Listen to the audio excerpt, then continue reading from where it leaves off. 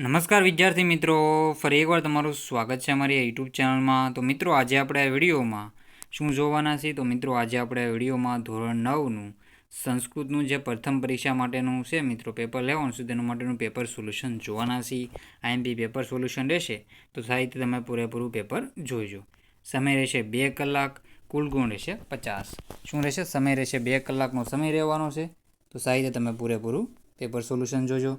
કુલ ગુણ રહેશે 50. અને જો ચેનલમાં નવો હોય તો ચેનલને સબસ્ક્રાઈબ કરવાનું ભૂલતા નહીં ને બેલ આઇકન પણ દબાવી દેજો. તો મિત્રો સાહિત્ય આપણે સોલ્યુશન જોઈ રાખીને જો તમારે આની પીડીએફ જોતી હોય તો આપણી ટેલિગ્રામ અને વોટ્સઅપની ચેનલની લિંક તમને ડિસ્ક્રિપ્શનમાંથી મળી જશે. ત્યાંથી તમને પીડીએફ પણ મળી જશે. તો વિભાગ એ છે ગદ્ય વિભાગ. તો આ શું કરવાનું છે? નીચે આપેલા નાટ્યખંડનો માતૃભાષામાં અનુવાદ કરો. તો માતૃભાષામાં તમારે અનુવાદ કરવાનો છે. તો હું તમે આ વાંચી લેજો. એકઃ ચાતક શિશુ આસિત સ એકદા તૃષ્યા પીડિત જનન્યા સમીપ વ્રજતીને વદતી સ અંબ તૃષામાં પીડયતી અહમ જલમ પ્રાતુમ ઈચ્છામિ. એમાં છે ચાતકનું એક બચ્ચું હતું. એકવાર તરસથી પીડાયેલું તે પોતાની માની પાસે જાય છે અને કહે છે, માં મને તરસ લાગી છે, હું પાણી પીવા ઈચ્છું છું. અથવામાં તમે આ કરી શકો. આ તમારા સાહિત્ય પૂરેપૂરું વાંચી લેજો. પછી છે એમાં એનો અનુવાદ સીધું કરી દઉં છું. ખેડૂત ગહડો અને મરણ પથારીએ પડેલો ન હતો. આપણે જોઈ તો પડેલો હતો એમ કહી શકું. ન હતો નહીં, પડેલો હતો. તેની બાજુમાં રહેલો તેનો પુત્ર તે ખેડૂતને કહે છે, પિતાજી, આજે માર્ગમાં મને પૈસાની થેલી મળી. તેને જોતાં મને દુઃખ થયું. તેનાથી મારી ગરીબાઈ દૂર થશે એમ વિચારીને પૈસાની થેલી લેવા માટે મેં આગળ હાથ લંબાવ્યો. પણ ત્યારે જ મને આપનો આ ઉપદેશ સાંભળ્યો. બીજાના ધનનો સ્વીકાર કરવો એ આપણા કુળની પરંપરા છે. આથી તે પૈસાની થેલીનો પરંપરા નથી એવું અહીંયા આવશે. શું છે? પરંપરા નથી. થોડુંક મિસ્ટેક થઈ. આથી મેં પૈસાની થેલીનો ત્યાગ કર્યો એમ કહેશે. ન નહીં પણ અહીંયા આવશે. અહીંયા સ્વીકાર ને અહીંયા કર્યો એવી રીતે ઊંધું થઈ ગયું છે થોડુંક. તો અનુવાદમાં સાહિત્યમાં શું કરવાનું છે? અનુવાદ કરવાનો છે. કુળની પરંપરા છે, આથી આપ જો એનું વિશે ત્યાગ કર્યો તો આમાં સુધારવાનું છે. જો મન પથારી પડેલો હતો ખાલી આમાં અનુવાદ કંઈ સુધારી લેવાનું છે એમ પણ છે. જો સાહિત્ય સુધારી લેવું, આમાં અહીંયા સુધારા વગરનું છે અને અહીંયા સુધારી નાખેલું છે. એવી રીતે પણ તમે કહી શકો આમાં શું સુધારવાનું છે એમ પણ પૂછાઈ શકે.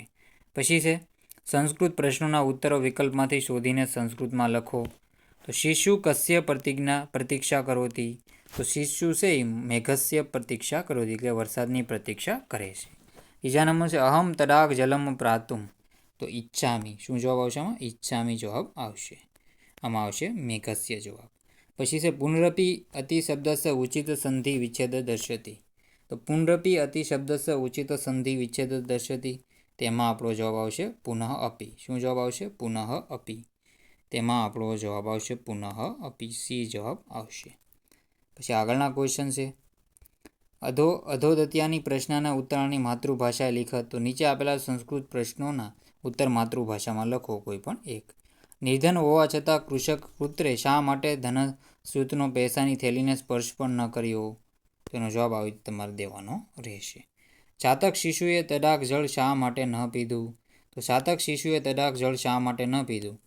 તેમાં જવાબ તમારો રહેશે તરસ્યું ચાતક શિશુ તળાવમાં પાણી પીને તૃષા શાંત કરવા તૈયાર થયું, પરંતુ માતાએ મેઘજળ સિવાય અન્ય જળાશયનું પ્રાપ્ત જળ ન પીવાય એવી પોતાની કુળ પરંપરા આચારને સમજાવતા તેણે તળાવનું પાણી ન પીધું. તો સાહિત્ય તમે આ વાંચી લેજો. આ ગદ્યખંડ વાંચવાનો છે ને પ્રશ્નના જવાબ તમારે દેવાના રહેશે. તો ગદ્યખંડ જોઈ લો સાહિત્ય. અને ચેનલમાં નવા હોય તો ચેનલને સબસ્ક્રાઈબ કરવાનું ભૂલતા નહીં. સાતક શિશુ જનનીએ કી કથયતી ચાતકા કસ્ય જલ પીબતી માતા શિશુ કે કી કરતું ન કથયતી. તેનો જવાબ નીચે આપેલા છે, પોઝ કરીને વાંચી લેજો.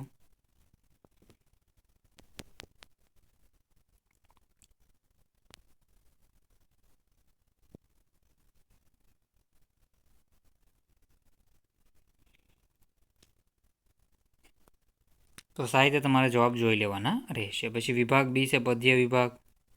આપેલ શ્લોકના અનુવાદ દોષને દૂર કરી અનુવાદ ફરી લખો. તો આ તમારે દોષ દૂર કરીને જો અનુવાદ ફરીથી લખવાનું રહેશે. ઉપર પણ એવું જ હતું તો એમાં પણ એવી રીતે તમે કરી નાખજો. અમે તમારું સ્મરણ કરીએ છીએ, અમે તમને ભજીએ છીએ, અમે જગતના આધારિત એવા તમને નમતા નથી, તો અહીંયા નમી છીએ એવું કરવાનું રહેશે, એટલે કે તમારે સુધારી નાખવાનું છે ભાષાંતરને. સાહિત્યના જવાબ કરી લેજો. પછી આમાં પણ એમ જ તમારે કરવાનું રહેશે. સાહિત્યના જવાબ ખાલી જગ્યા પૂરવાનું રહેશે. જો વયમ ત્વામ સ્મરાણ, વયમ ત્વામ, તમે જવાબ હશે ત્વામ, પછી ત્વામ, ત્વામ ત્વામ નિધાનમ અને ભવાભ ધીતોમ. પછી નીચે આપેલા સંસ્કૃત શબ્દોમાંથી પ્રશ્નોના ઉત્તર વિકલ્પ શોધીને લખો સંસ્કૃતમાં. સાહિત્ય તમારે જોઈ લેવાનું રહેશે. જો આ તમારે શું છે? તક્ષત કસ્ય વિષકુત્ર ભવતી, તો દંતે. પછી છે પાપસ્ય કારણ કિમ, તો પાપસ્ય કારણ લોભ રહેશે. પછી છે રાજન કે પશ્યતી, તો રાજન ચારે પશ્યંતી. કે શાંતિમ ઈચ્છતી, તો શાંતિમ કે ઈચ્છતી, તો સાધવા શાંતિમ ઈચ્છતી. પછી છે અધોદેતાની પ્રશ્નના ઉત્તરની માતૃભાષામાં લખો, એટલે ગુજરાતી ભાષામાં આપણી છે માતૃભાષામાં લખવાનું છે. દરિદ્રને શું આપવું જોઈએ? તો દરિદ્રને ધનનું દાન આપવું જોઈએ. કવિ બાંધવ કોને માને છે? તો જે ઉત્સવ પ્રસંગે સંકટના સમયે દુકાળ વખતે શત્રુઓ સાથેના યુદ્ધમાં રાજદ્વારે અને શમશાનમાં આપણી સાથે હોય તેને કવિ બાંધવ માને છે. શ્લોક પૂર્તિ કરો, શ્લોક પૂર્તિ કરો. દરિદ્રાય ધનમ સ ભોજનમ અને ચલચિતમ સ જીવતી. બંનેના આન્સર તમે સાહિત્ય જોઈ લેજો. નીચે આપેલા નાટ્યખંડનો માતૃભાષામાં અનુવાદ કરો. યુવક: વાહ, તમે સૂર્ય છો, તમે પ્રભાવશાળી રાહુ છો.